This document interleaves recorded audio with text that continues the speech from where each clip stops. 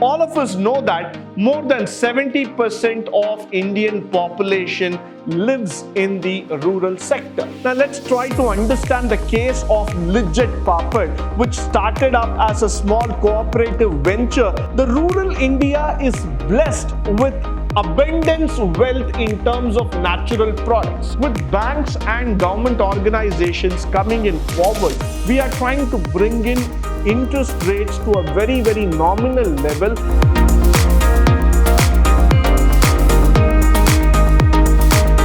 Good morning and welcome to the third session of Entrepreneurship and Small Business Management in the sixth semester B.B.A, where we're going to talk about the types of entrepreneurs, and in this we are going to talk about the rural entrepreneurship. Why? Because when we talk about in general, entrepreneurship is an emerging thing at the rural level, at the village level, because that's where the true entrepreneurship is there, and there's a lot of opportunities when we talk about the rural entrepreneurship. Why?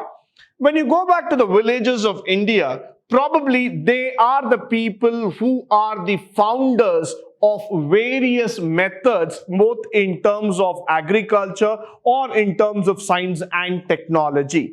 The only problem is that we have not been able to recognize them. We have not been able to give importance to them. Why? Because we started going more towards technology. So at one point of time, we ignored the rural India, we ignored the villages, and we started concentrating only on the urban development.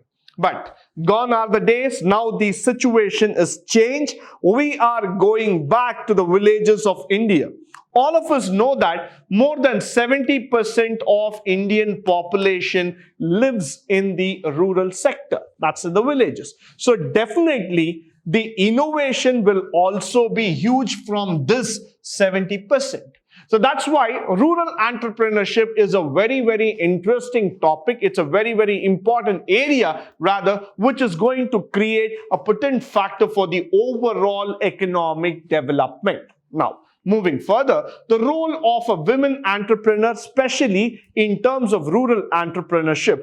The rural entrepreneurship certainly implies entrepreneurship in terms of rural areas, but then you need to understand that women in the rural segment is slightly different. Women in the rural segment actually look out for opportunities which are very simplistic in nature, and they are actually trying to focus on ideas or on the ventures which are simple and which are straightforward. They don't try to adopt themselves too much into complications of technology or too much into something which the people will not understand.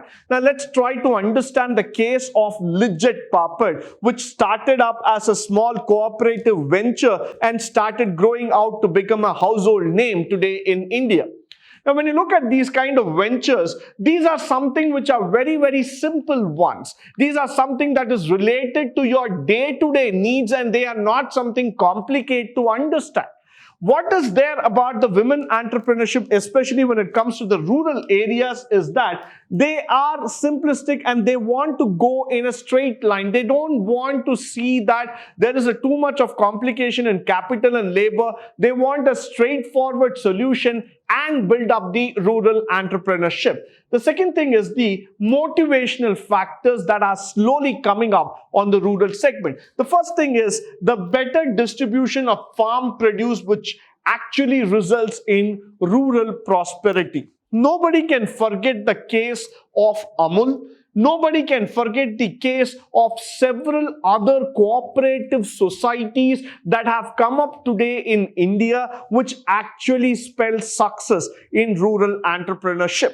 Now, what is happening here is that the rural India is blessed with abundance wealth in terms of natural products, agriculture, growth in mainstream. But what happens is that these segmentations have not been recognized for a long time.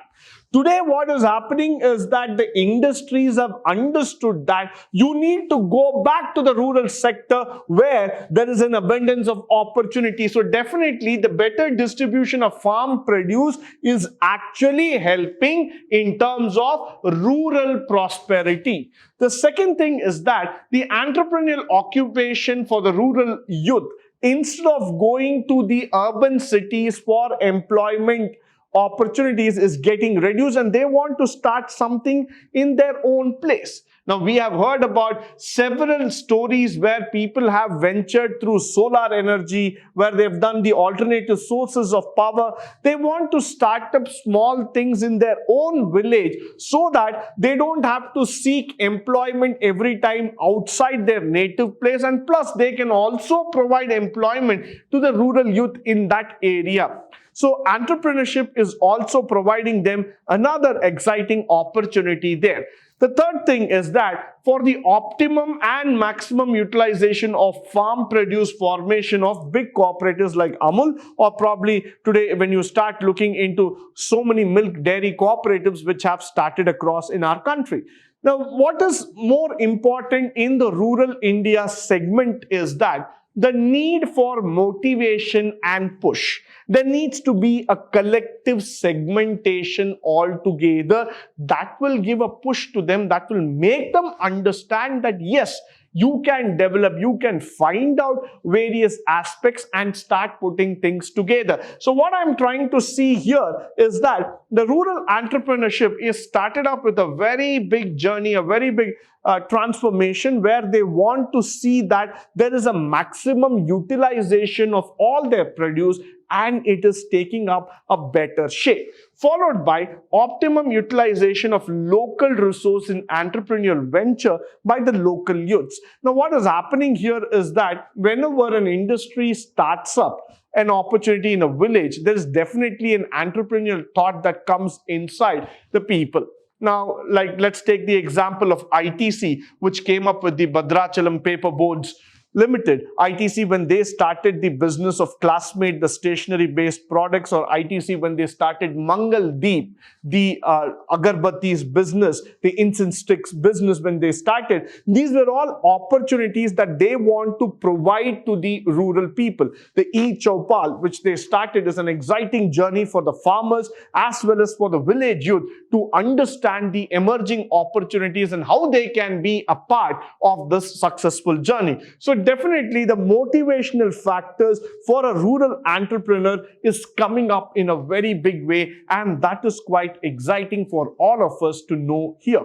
Followed by the problems in rural entrepreneurship. Definitely there are problems in every walk of life, in every aspect of working, and rural entrepreneurship is not something different from it. It definitely has some kind of problems which are inbuilt. One of the major problems is the financial problem, the management, marketing, and the human resource problem. Let's go one by one trying to understand. Financial problem does not just mean that I don't have money, but it is more about raising further money, sourcing of fund, and getting it appreciated from the banks and the venture capitalists. Now, what happens is, moment you go to the banks or you go to venture capitalists trying to talk about your business, about your ideas, about your opinions, the bank does not give real great importance because they feel that rural entrepreneurship might fail. It might not be as big success because you are not trying to cover a large market altogether. So invariably what happens for those young entrepreneurs of the rural India, they don't get enough support in terms of financial inclusion, and they slowly start getting away from their business. So that's why I would always say the financial problems are a very big challenge when it comes to the rural entrepreneurship, followed by management problems. Half of the time, the management problem is all about how to run the organization, how to get the further guidance in terms of setting up the industry, taking up the administrative responsibilities, how to build a formidable organization altogether. So that's a management related problem there. It is not that the rural youth have not studied or they are not educated. They have definitely studied. They have also equipped themselves with the relevant knowledge. But still, the management way of setting it up, taking up the organization, bringing in a structure or system to it is always challenging. Followed by the marketing problems. Of course, as I have told that, the concept of marketing is changing in the modern digital world, but still the way of putting things to the mind of people, making it appreciated and getting a good value for it is always a challenge in rural entrepreneurship. And when you talk about this marketing problems, they are in a very, very big way. In fact, when you look into the Amazon in terms of whatever movies or whatever the original concepts, what they have started coming up all together, and you see the amount of movies that are being launched today, most of them are trying to focus on the rural India. They want to promote it. They want to bring the rural youth forward. So marketing problems are going to get solved as we are making a progress. And the human resource problem, because every time you might not get the right people there, the right kind of skills and qualification, and that makes the entrepreneur go back in his journey. Now, moving further, the remedial measures to solve the problems that are faced by the rural entrepreneurship. The first thing is that we are seeing that specialized banks, institutions like IFCI, SIDBI, ICICI, NABARD, and a lot of people have started coming in terms of helping the rural entrepreneurship, getting them the necessary funding, necessary distribution channels and other factors so that the rural entrepreneurs are not left behind. When the concept of NABARD was started, the National Bank on Agriculture and Rural Development, the emphasis by Government of India was very clear that this bank will work only towards the rural development and will not concentrate on the urban or the metro scale development, because they wanted a bank specially to understand the needs of the rural entrepreneur. They wanted a bank which could actually segment and take it forward. So that's why the rural entrepreneurs and the entrepreneurship is highly governed by these kind of institutions who are trying to help them, who are trying to resolve the problems altogether.